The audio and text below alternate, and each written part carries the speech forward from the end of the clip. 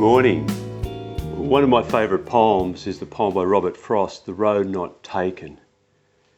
Two roads diverged in a yellow wood, and sorry I could not travel both, and be one traveller long I stood, and looked down one as far as I could, to where it bent down in undergrowth, then took the other just as fair, and having perhaps the better claim, because it was grassy and wanted wear, though as for that the passing there had worn them really about the same.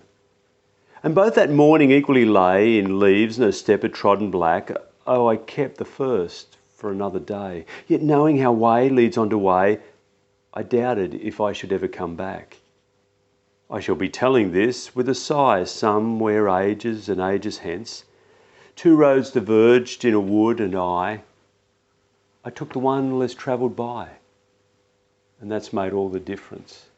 Two roads diverge in the middle of our lives. Often two roads diverge, choices, decisions that we have to make.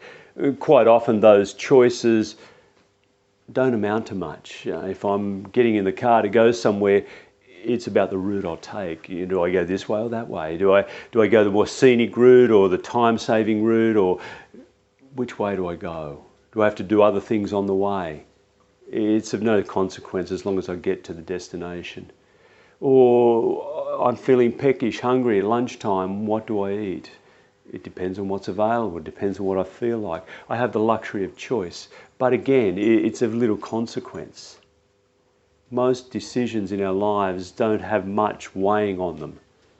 And yet, there are the moments where two roads diverge in the middle of our lives, where there are alternatives, huge alternatives.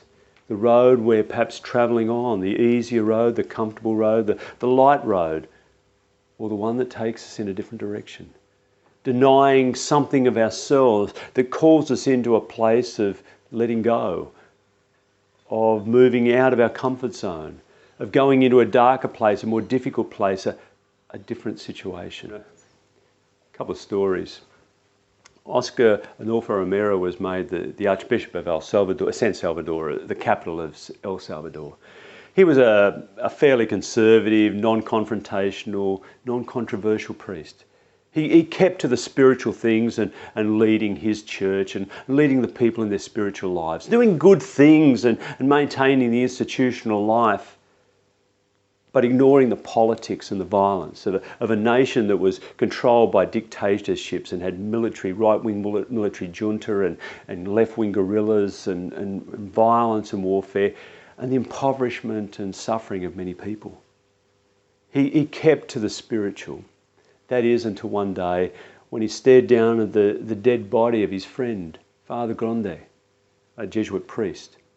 And as he looked at this lifeless body of his dear friend, a friend who was a liberation theologian, who stood up for the poor, who was outspoken for the poor and for justice, two roads diverged in his life, two paths. He could continue on this non-confrontational, this life of ease and comfort and security, of peace, where he could look at the spiritual lives of people and nurture that, but ignore this other stuff that was happening.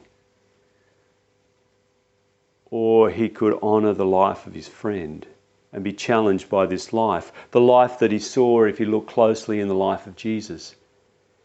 And Romero chose the road less travelled, the path that would lead him out of security, out of peace and ease of living, out of safety, to deny himself and who he was or who he'd been, and to be drawn into something bigger.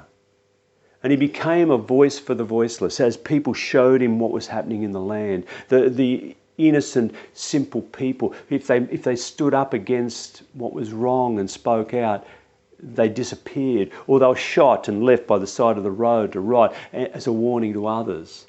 People were killed and disappeared, and he became a voice for the voiceless, standing up for the impoverished, fighting for human rights and for justice in his land, until he himself was assassinated. He chose the path less travelled. Or a young Albanian Kosovo girl who dreamed of becoming a nun, and when she was able joined the Sisters of Loreto in Ireland and then moved to India and taught in one of the schools in Calcutta. Young Sister Teresa taught well and was a faithful, good nun. And every day, though, as she walked the streets of Calcutta and saw the sick and the impoverished and the poor and the dying, two roads diverged in her life. And for most of that time, maybe 20 years, she ignored those cries and maintained her life in the order. Until one day she heard this voice that said, Teresa, go and leave the order and live in the streets. You can't do anything if you're not amongst them. Go and live and serve the poor. Two roads diverged in her life. One to maintain what she was doing, a good life, helping people, teaching kids,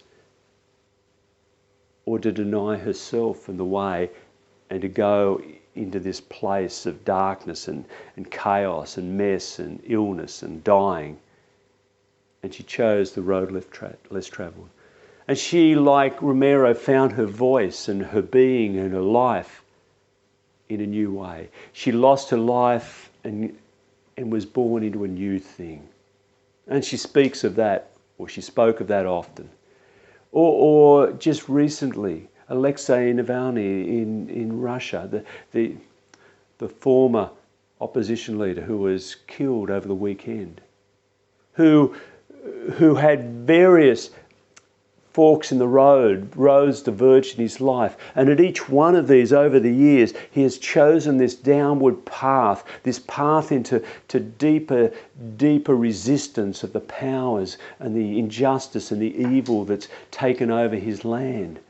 And moving gradually into a path of resisting Vladimir Putin and his cronies.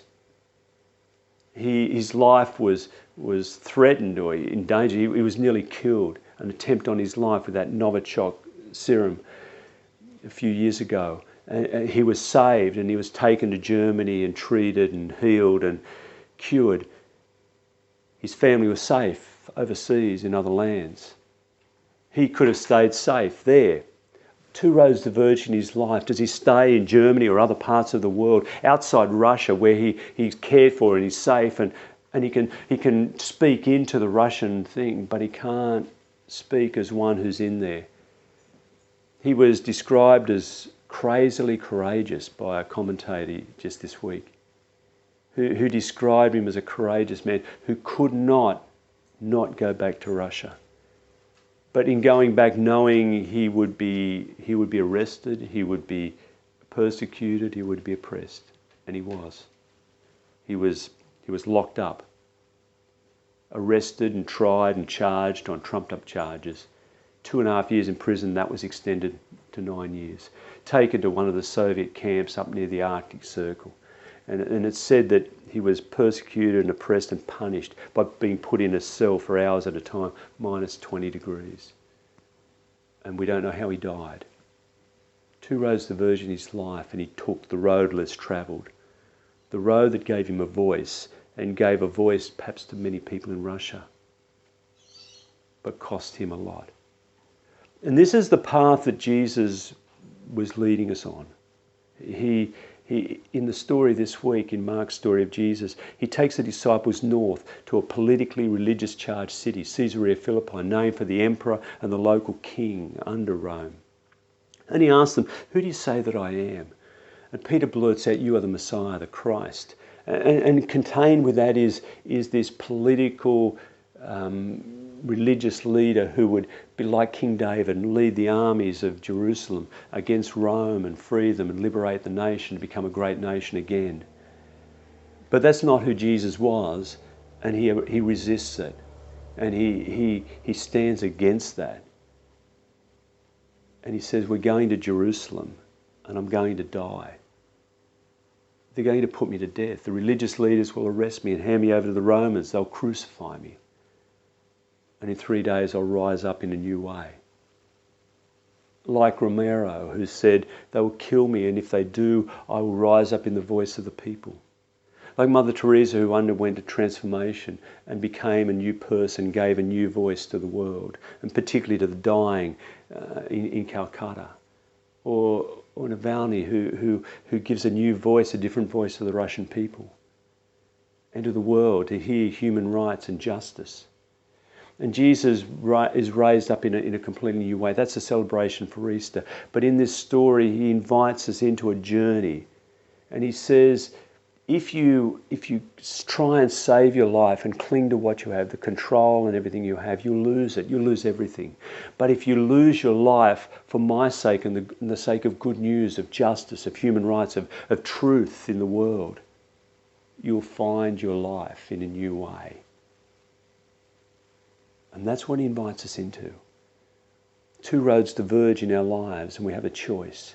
We can go the road that is like everyone else, or the road that is comfortable and easy, the road that denies the injustices and the wrongs of the world and lives with ease or comfort or security, our own safety. But we'll never find our voice. We'll never find our true voice. Two roads diverge in the middle of our lives and we have a choice. And Jesus invites us to take the road less travelled each time and to find a deeper way into life, of losing the life and the control we have, and to find it in a new way, in Him, in God, in grace, in love, for our sake and the sake of the world.